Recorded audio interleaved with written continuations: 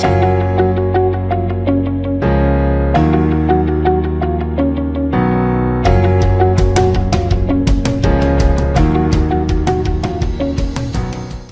you for joining our webinar, ETF BILD's Insider Series for Industry Professionals, Securities Lending. Before I turn it over to our panelists, John and Stephanie, let's break down that title a bit. So ETF BILD is a group started by 4 industry professionals to raise and discuss industry issues, focus on ETFs in a variety of forums. Now, the series for industry professionals, today's the first one where we are going to explore different components of the ETF ecosystem and invite experts in the industry to discuss the particular component.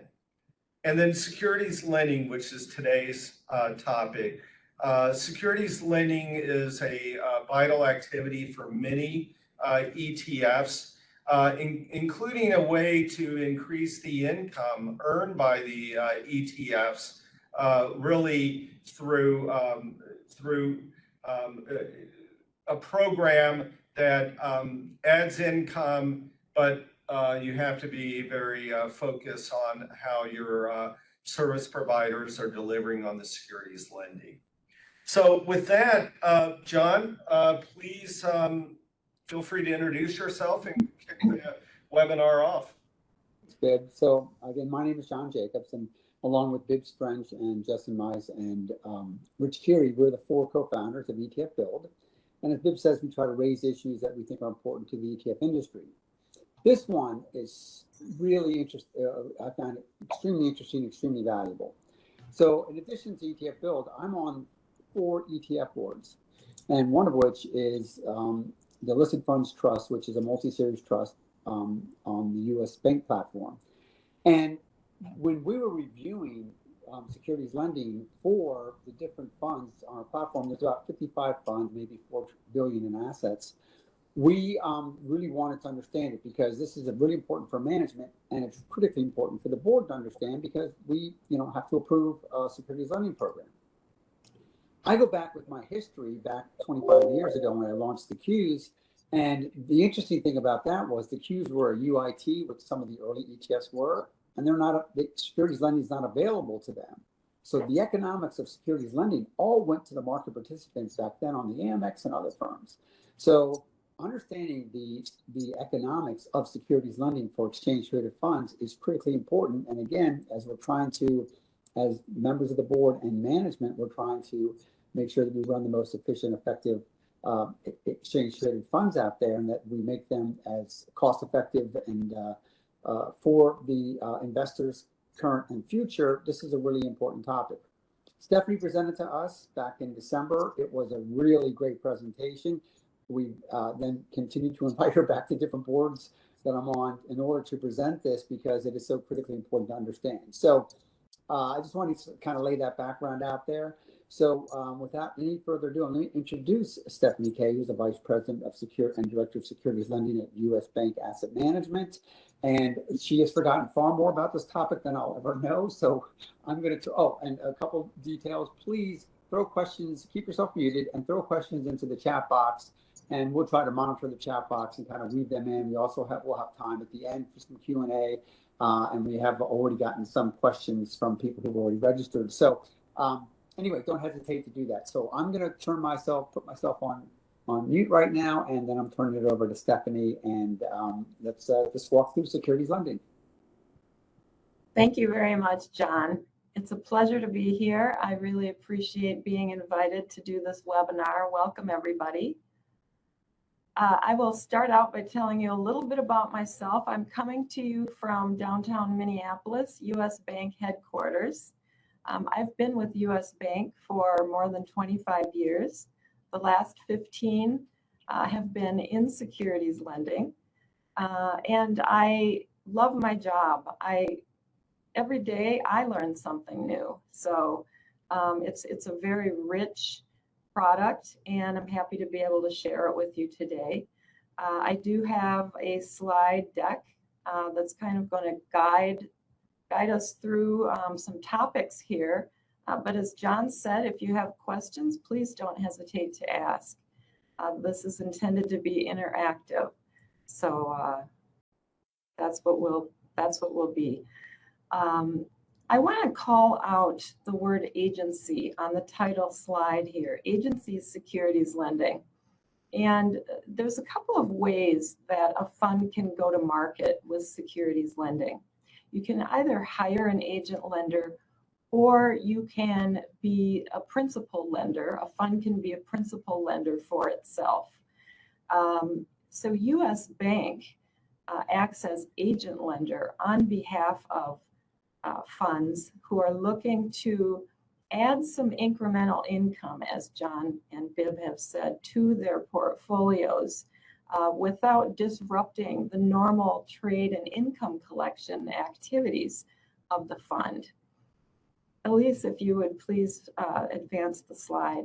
So I work within U.S. Bank's subsidiary registered investment advisor, U.S. Bancorp Asset Management. We focus on 3 core products. We manage the First American money market funds. We offer custom cash accounts for institutional clients. And we administer U.S. Bank's securities lending program and manage a couple of the cash collateral investment pools that are made available to U.S. Bank's securities lending clients. And it fits particularly well because all of those products focus on the short end of the curve, investment grade fixed income. As you'll hear repeatedly throughout our discussion, it's very important that securities lending cash collateral be invested in something that is highly liquid and with a focus on preservation of principal. At least we can go to the next slide, please. So just a little bit about U.S. Bank's agency lending program.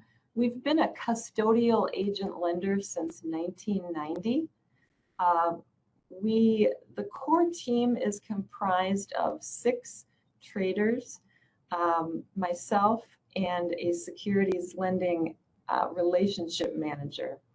As far as the trade desk goes, everyone has a lot of tenure on that desk. The average experience there is more than 20 years.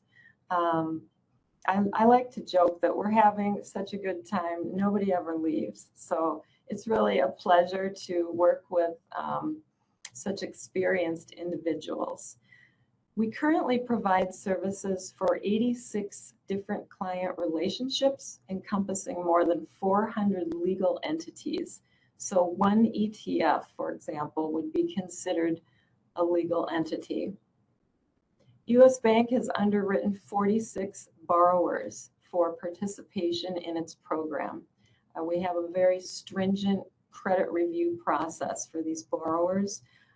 They are major financial institutions, brokers and banks, the names of which you would recognize. So we have a process that we go through to add a borrower to that list that involves, first of all, the RIA, looking at the name. Our credit research people will, do a once-over of the firm and just kind of kick the tires, if you will. If we believe that they would be a good fit for U.S. Bank's program, we then kick it to our institutional credit risk management team within our parent company, U.S. Bank, for a more formal review process. They then look at, financial statements, focus report, history of the firm, current exposure that U.S. Bank might have in other business lines with that firm. And then ultimately, they will set a specific credit line representing the total market value of securities that borrower may have at any given time with U.S. Bank securities lending clients. And then from there, they are monitored throughout the year. U.S. Bancorp Asset Management, and I should tell you the acronym is USBAM for our RIA, so I'm going to use that going forward. USBAM's credit team will, keep an eye out day over day for anything changing, market conditions, any concerns that they might have from a credit perspective on these 46 borrowers. And then our parent company's credit research team does a formal review annually of each borrower.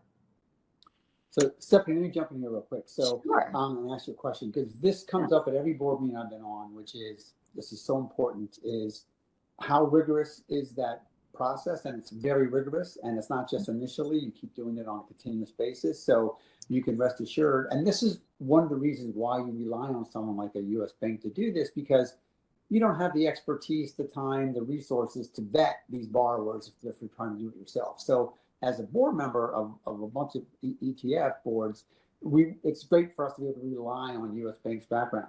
The other question that comes up is, given all that anyway, can an ETF say no to a specific borrower? Absolutely, John. Yes. So when a client signs a securities lending agreement with U.S. Bank, one of the exhibits is the list of 46. And we ask each client to review that list for any potential conflicts of interest that they may see, or names that they just don't care to lend their securities to. And clients have every right to tell us that we prefer not to lend our securities to this particular entity. And they can update those preferences at any time throughout the year. We do an annual mailing just to make sure we get in front of every client and show them any changes to the list, adds or deletes, any name changes, mergers, what have you. And it's also important to know that U.S. Bank does not use negative consent with new borrowers. So in other words, we will not start lending a client's securities to a newly added borrower until we have their written acknowledgement of that name. And Elise, you can go to the next slide, please. So what is securities lending? Well, it's a secondary investment strategy. So we want clients to go ahead with investing and asset allocation as they normally would. We are intended to be in the background, just earning some incremental value for your portfolio by acting as a liaison between the client, the lending client, and these 46 borrowers. And the credit review and the borrower diversity that you get is one advantage of going with an agent lender as opposed to being a principal lender and doing this for yourself. Typically, a principal lender is going to face one or two counterparties. They will have direct exposure to those counterparties, and those counterparties are probably going to set the fees for them. So they will decide how much they are paying the fund for any particular loan, what that split is going to be. And we'll talk more about that as we get further into U.S. Bank's duties as an agent lender.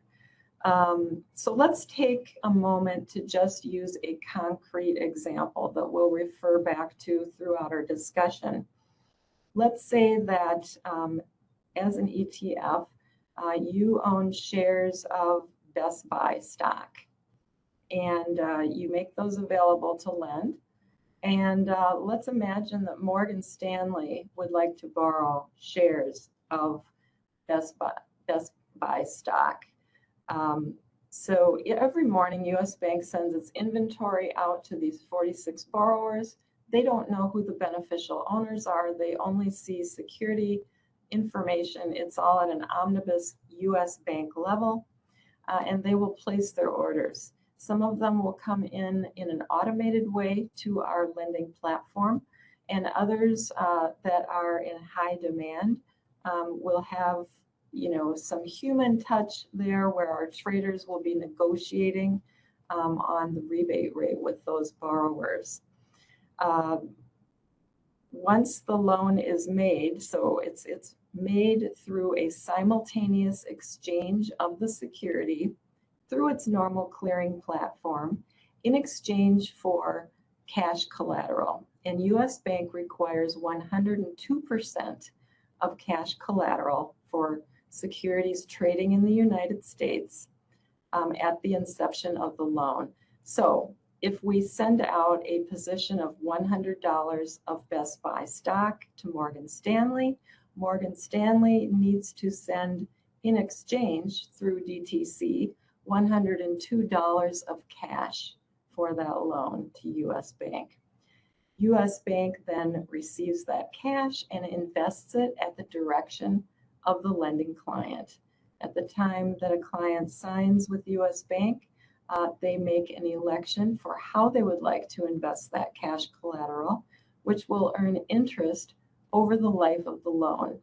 Loans are overnight in nature, but they roll day over day, assuming that both sides want to continue the loan. You, the client, have the right to sell something on loan at any given time.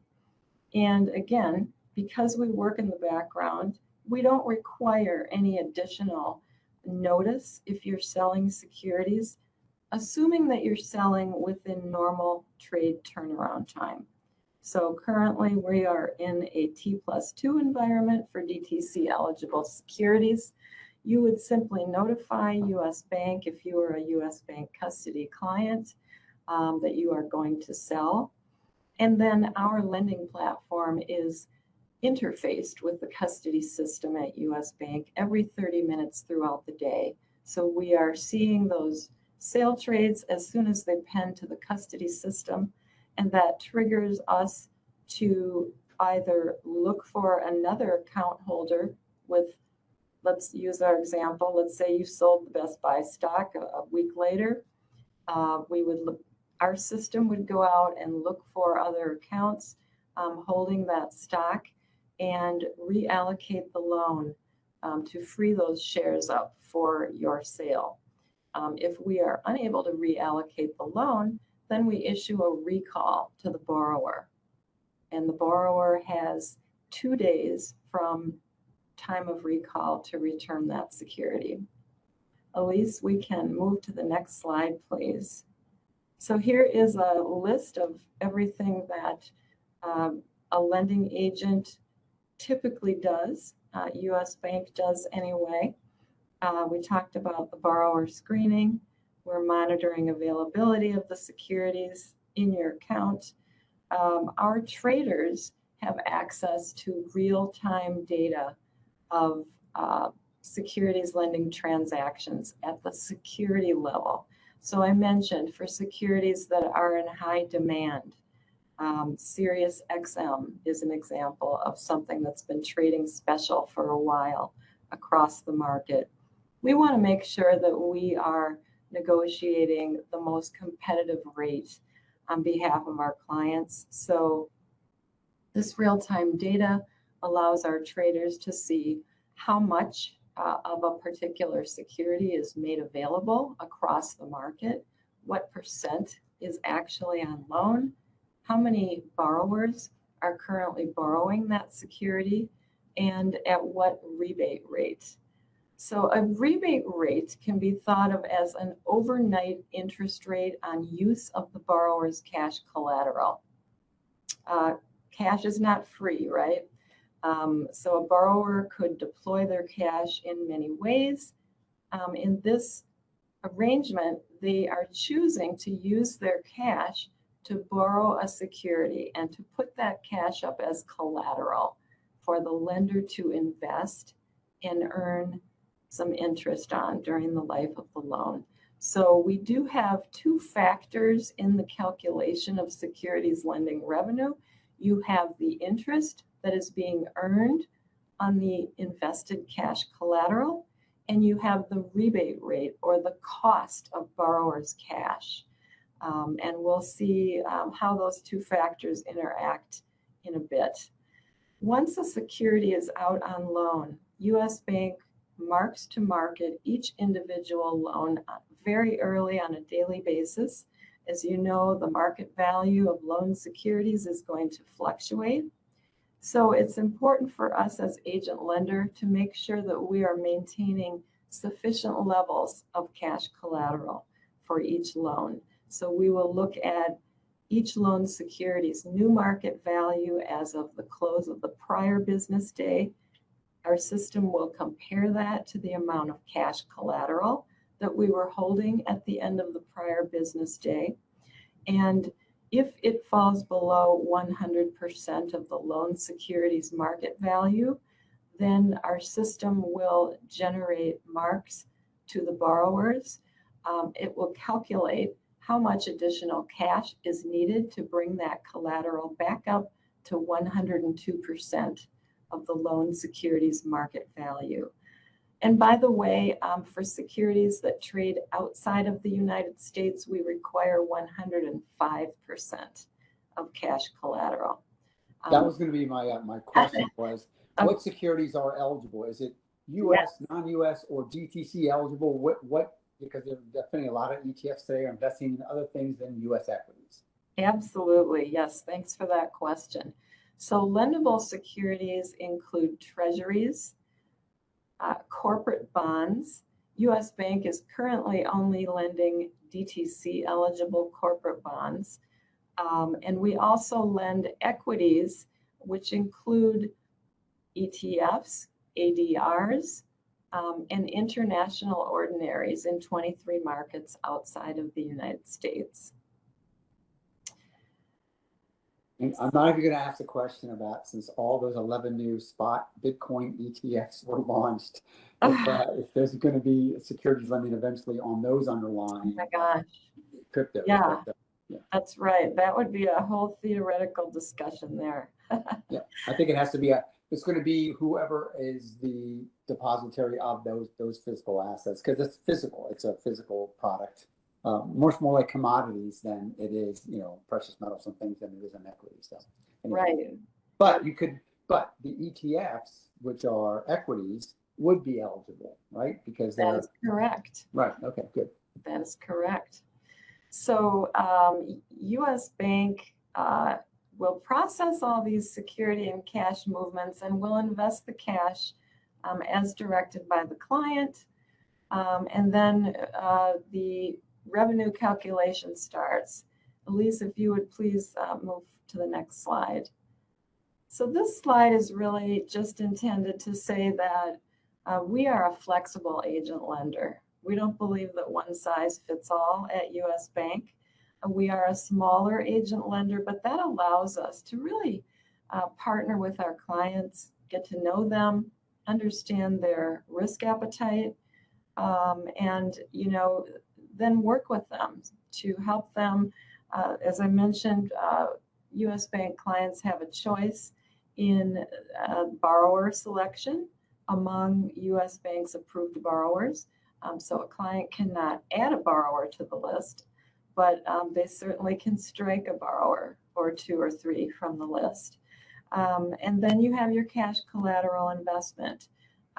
We make available 3 different cash collateral investment options to clients in securities lending. We have a private prime strategy fund, which is a successor to an institutional prime registered money market fund that we ran for securities lending collateral up through third quarter of 2016. And then in 2016, towards the end of the year, when money market reform came into effect, requiring institutional prime money market funds to float their NAV and to have the potential for redemption fees and gates. We talked to some clients, we consulted with various professionals in the market, and decided at that time that we just weren't comfortable with those 2 features for a securities lending cash collateral vehicle. And so what we did is we took the 2A7 investment strategy and we poured it into a private fund. It's a 3C7 fund The fund is managed by the same portfolio team that manages First American money market funds, and leverages the resources of, our risk compliance, legal and credit teams that we use for the money market funds. But it is allowed to transact at $1 per unit based on amortized cost, because it is no longer a registered 2a7 fund today. But we treat the fund very much like a money market fund in that we do regular stress testing. Weekly, we are measuring the market value NAV and disclosing that to clients who are investing their cash collateral in that fund. We disclose underlying holdings. We have a monthly fact sheet. And once a year, the financial statements are independently audited. The second option that we make available is one of our First American money market funds, the Government Obligations Fund. So whereas a prime strategy fund can support loans of a variety of securities, which we're going to get into here in a bit, a government strategy fund supports loans of what we call hard to borrow securities or specials. And then our third option that we make available is a U.S. bank money market deposit account, an MMDA, which is much like our government fund in that it supports loans of high demand, hard to borrow securities. Next slide, please, Elise. Okay, so on this slide, we're showing you a little bit about that revenue calculation that I mentioned, where you have your investment earnings of the cash collateral, and then you have the cost of borrowers' cash on the rebate side. And the securities lending revenue is calculated by taking the difference between those two. So the net yield on your cash collateral investment minus the rebate rate or cost of borrowers' cash is the gross securities lending revenue spread. And then as agent lender, US Bank takes a percentage of that gross spread. So our interests are aligned with our clients. The more we can make in that revenue spread, the more there is for everybody. That's why we do negotiate competitive rebate rates to try and get the best spread on loans. Now, on the left side of the slide is an example of an easy to borrow security loan, also referred to as a general collateral or GC loan. So what types of securities what might this be? It could be a treasury, an investment grade corporate bond, some ETFs and ADRs, and then large cap stocks and some mid caps and even some small caps could fall into this category. An easy to borrow security is very liquid in the market and easy for borrowers to locate. So revenue spreads are going to be thinner on easy to borrow securities, meaning that borrowers are going to charge a rebate rate, that is material for the cost of their cash. And to give you a sense of that, so overnight bank funding rate is the benchmark in the industry that rates are benchmarked off of.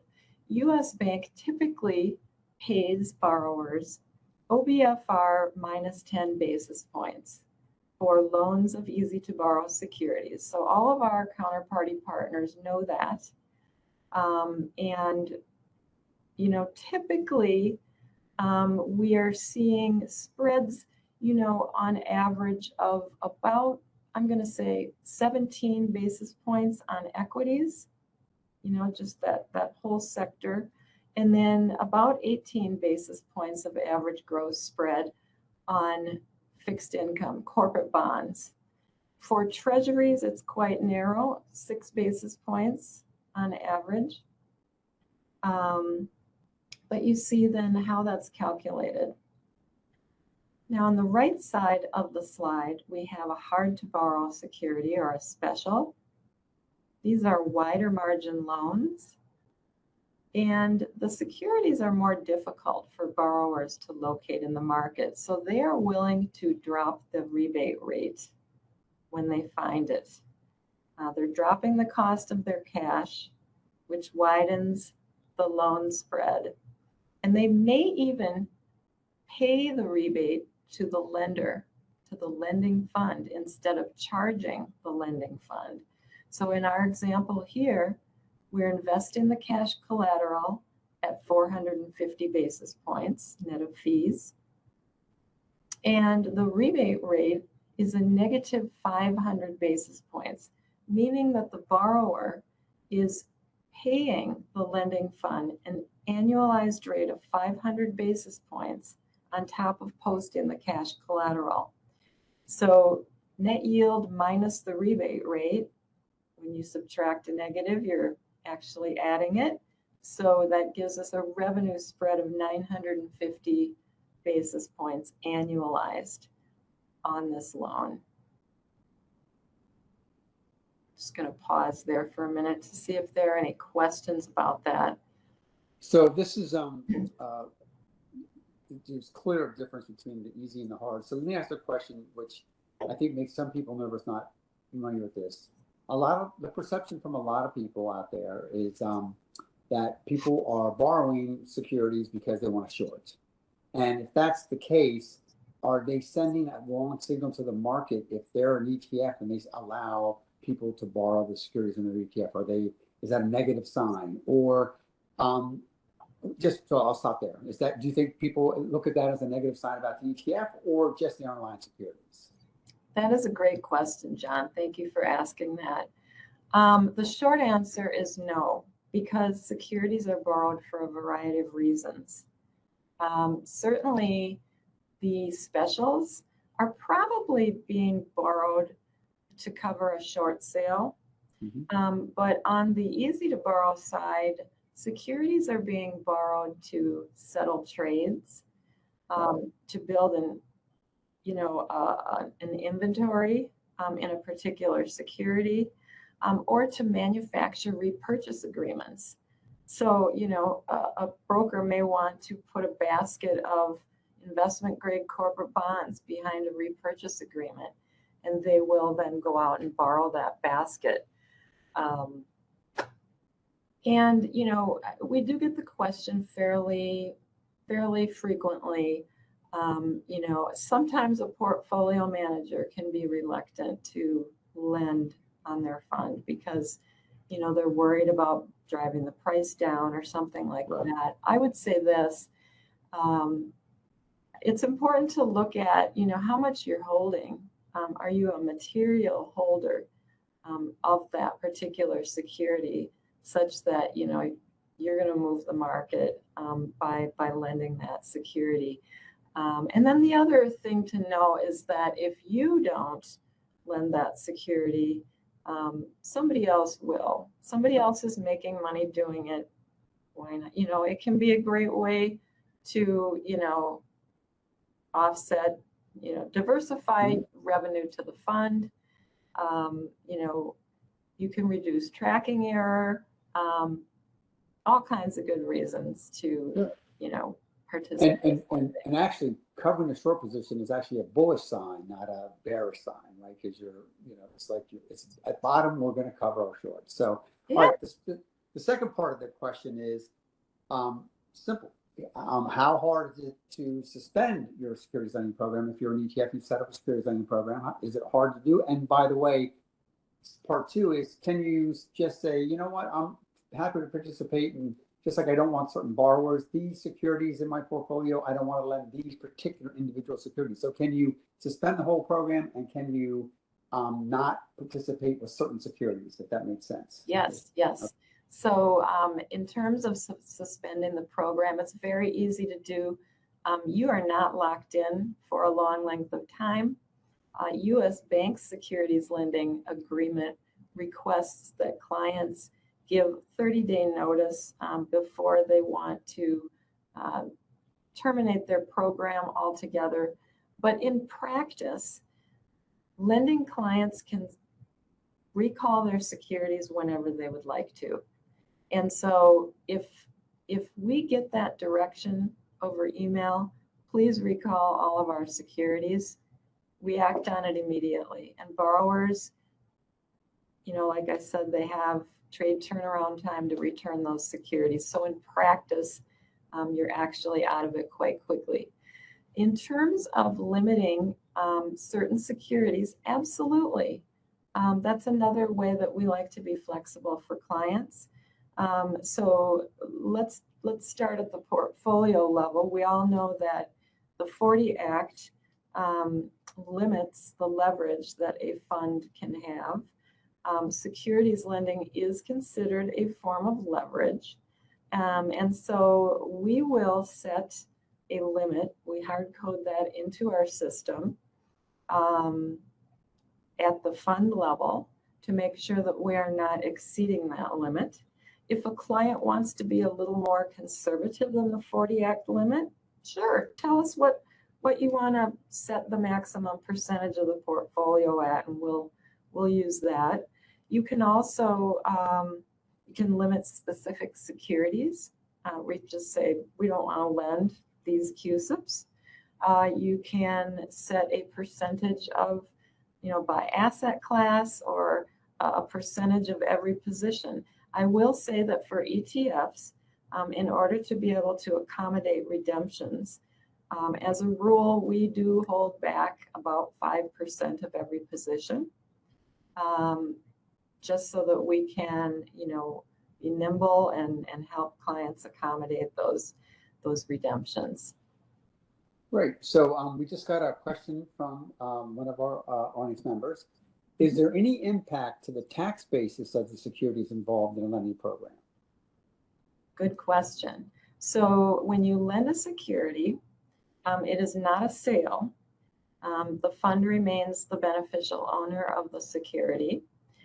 It is possible, let's talk a little bit about, so a fund is entitled to all of the regular income and corporate actions proceeds that the fund will earn on its underlying securities. When a security is out on loan to a borrower over the record date of a dividend payment, that dividend, so at US Bank, as long as the security trades within the United States, we are crediting the lending fund that income on payable date. So it's completely transparent. It's as if it's not even on loan.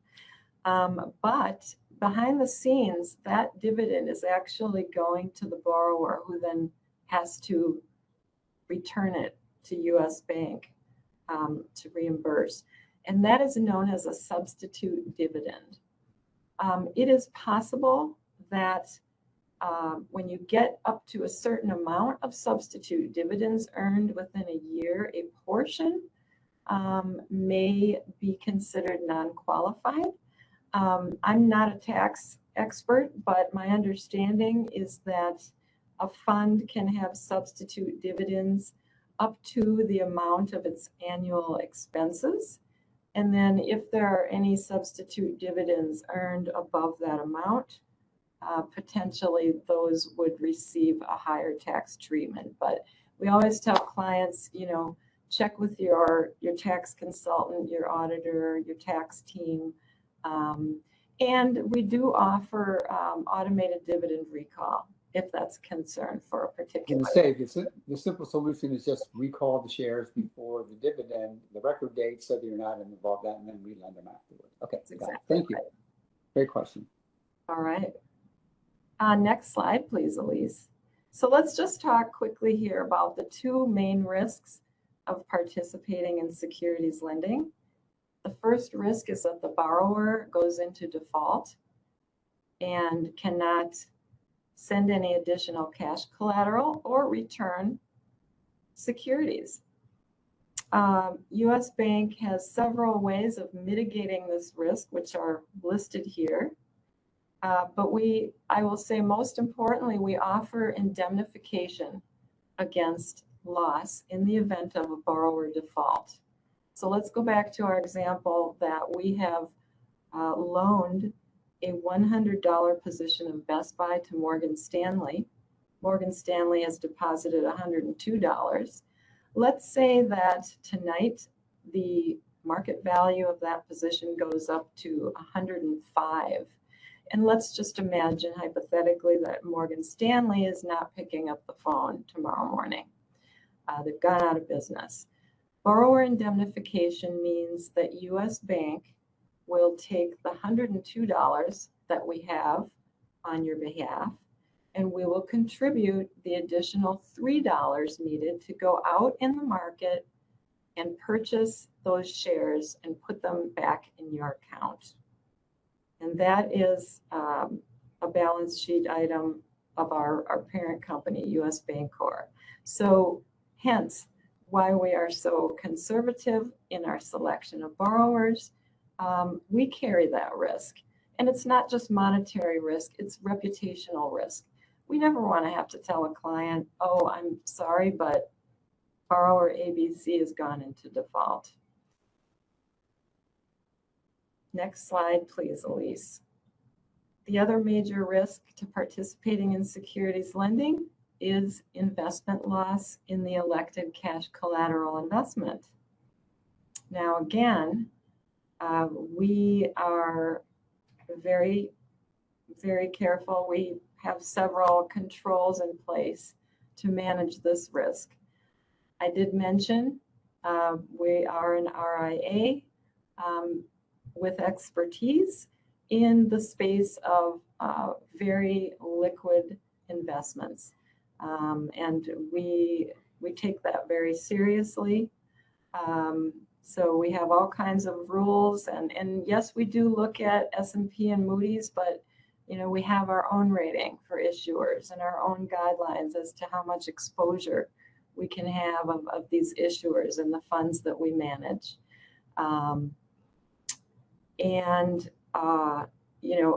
This risk is not indemnified by U.S. Bank.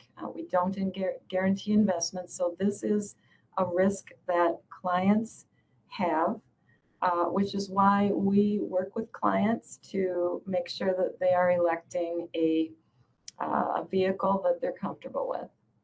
I can say that we have had no client who has elected a money market strategy lose money, even during the great financial crisis. So it's a pretty good track record. All right, and next slide, please. That is just really our closing slide. So I think we can open it up to more questions.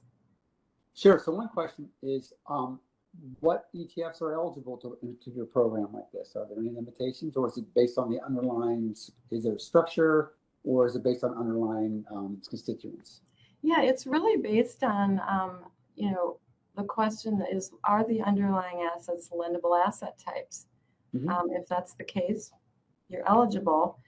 In terms of size, U.S. Bank does not have a minimum assets under management requirement. I will say that some of our borrowers do.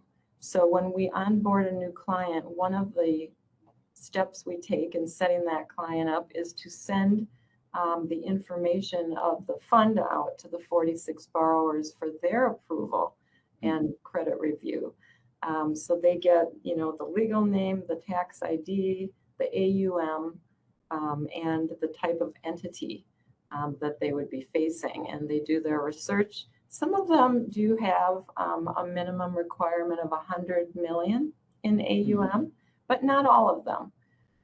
And so, it's kind of up to the client. I will say in the ETF space, typically we start out with, the first set of ETFs, and then they're opening new ones and they want to add those to the program. Some clients like to wait until the ETFs get to a certain size before they will ask us to introduce them into the lending program. Other clients just say, go ahead, let's just get them added. Sure.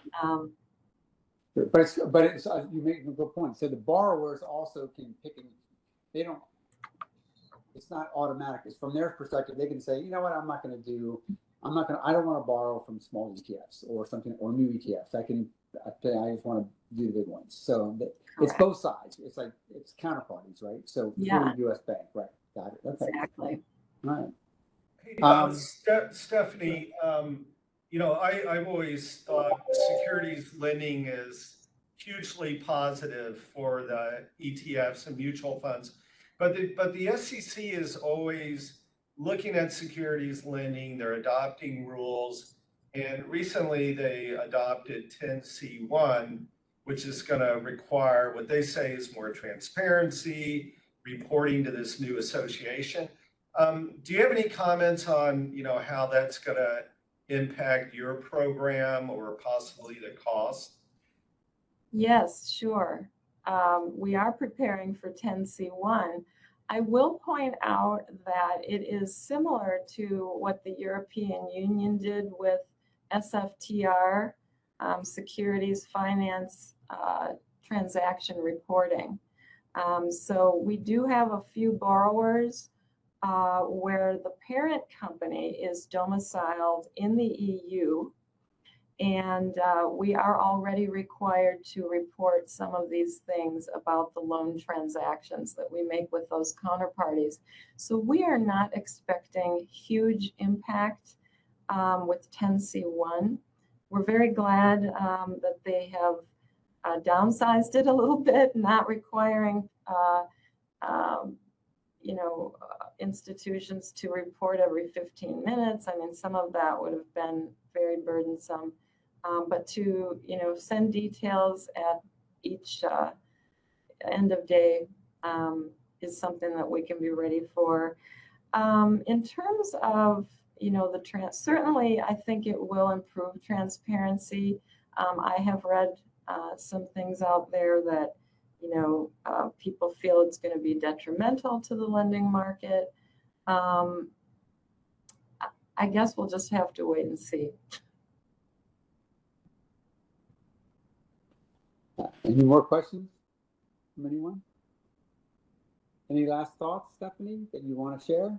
This has been extremely helpful. I don't think there's, I've been very thorough. So. Well, actually, I will speak to a question that has come up as to what factors should an ETF consider when considering participating in a securities lending program? Great question.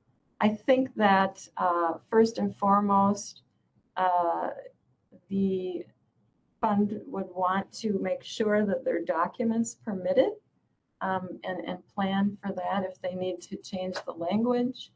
A securities lending policy of some sort is always a good thing. It doesn't have to be extremely detailed, but just in terms of, the cash collateral that's a lot of it can be, what your agent lender is going to do. In fact, you would want to consider the estimated revenue potential. That's something that we do for prospective clients, is do a hypothetical earnings analysis, which of course, actual results are going to be different, but it'll give you some idea of the demand for the portfolio. A willingness to understand the risks and the benefits. Definitely. I will say, for anyone who is old enough to remember the great financial crisis, securities lending was in the headlines, and it wasn't, lending per se. It was the cash collateral investment. And I will say industry-wide that, there was a perception back at that time that securities lending was risk-free money. And everybody got a little too far out, on the curve and reaching for yield with their cash collateral investments. And that's where the problem started when loans started to close and those investments could not be redeemed for, at the price that they were purchased at. So, but today, a good agent lender is going to educate you about what it is, how it works, what your options are, and then, have that discussion with you about your own risk appetite. So. If there's anything I've learned in 40 years in this business is there's no such thing as risk-free. So it may be very minor risk or maybe major, nothing is risk-free. So Exactly. it's pretty much just, Bib, any last thoughts? From the audience? Only that I think a lot of fund complexes miss the boat, especially smaller ones on securities lending. Yep. And, it's amazing. Sometimes the portfolio I've seen has had negative performance, but the securities lending income has actually pulled the total return positive in that, they had a highly desirable securities that hedge funds and other borrowers wanted. So, it should always be investigated. Yep. And if the management doesn't bring it up, then the board should bring it up. Just say, ask the question, have you looked at securities lending? So, yeah, good. All right, Steve, there's nothing in the chat room, nothing else. Stephanie, thank you very, very much. We all really appreciate this. It was a great presentation. And we all know where to find you now at US Bank, and but we do appreciate it because I think this is exactly what ETF BILD is trying to do, is get these, surface these issues that are not as well understood within the ETF business and get them out there, and this is exactly fits the bill. So thank you very much. We do appreciate it. Thank you again for having me.